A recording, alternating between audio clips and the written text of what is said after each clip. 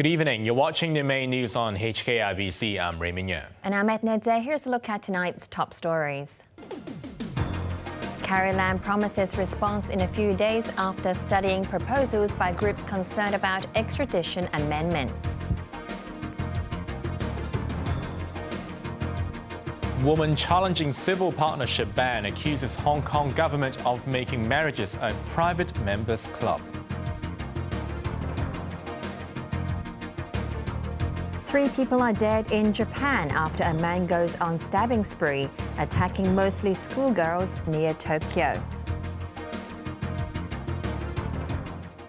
Chief Executive Carrie Lam has promised to study proposals raised by groups worried about proposed amendments to the extradition laws and give a response within days. She also plans to meet foreign diplomats who she says are worrying too much about the changes, which will undergo a second reading in the Legislative Council next month.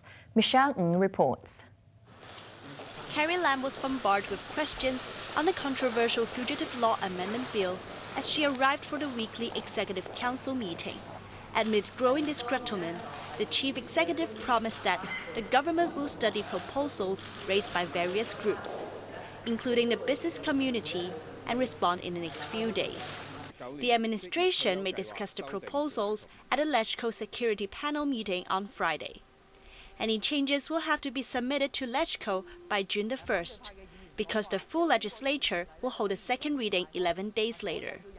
The amendments will open a door for Hong Kong to send suspects on a case-by-case basis to jurisdictions with which it has no extradition treaty. These include China, Macau, and Taiwan. Earlier this month, Lam hit back at claims that the mainland was deliberately excluded when the laws were overhauled before 1997 because of its different judicial system. This morning, she stood by her position. What I told members of the Legislative Council and the Hong Kong community was based on what was recorded in official documents, including official documents of the Legislative Council, or what we call the Hansard. Okay? So those are very authoritative official documents. And she challenged the last colonial governor, Chris Patten, and others to produce proof. If they have insider information, perhaps it is for them to prove that their insider information is something that we should know.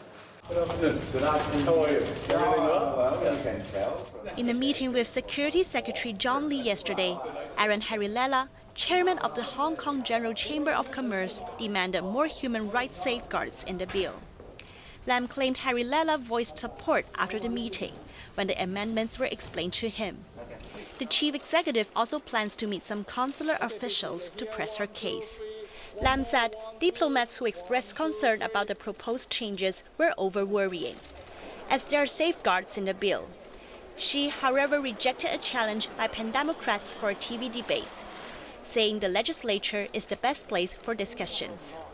Yeung, HKIBC. The German consulate says it had nothing to do with the granting of asylum to 2 Hong Kong political activists. According to a statement, the German Federal Foreign Office does not decide on asylum cases. Chief Executive Carrie Lam earlier expressed strong objections and deep regret over the granting of refugee status to pro-independence activists Raymond and Alan Lee. They skipped bail in 2017 after being charged in connection with the Mong Kok riot in 2016. The High Court has begun hearing the city's first legal challenge to a civil partnership ban, with the applicant accusing the government of turning marriages into a private members' club. But the administration said any changes must be made through legislation and not by the court. To this day, Hong Kong law does not recognize same-sex marriages or civil partnerships, which offer equal legal treatment over matters such as housing benefits and tax. But that might be about to change. A 29-year-old woman known as MK filed a judicial review last year in a bid to have the Hong Kong government recognize civil partnerships between same-sex couples.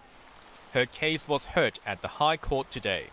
Citing Article 37 of the Basic Law, her lawyer Gladys Lee argued that the freedom of marriage of Hong Kong residents and their right to raise a family freely shall be protected by law.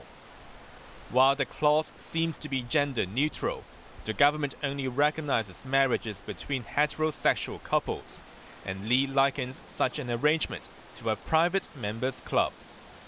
Lee stressed that under Article 25 of the city's mini-constitution, all Hong Kong residents shall be equal before the law.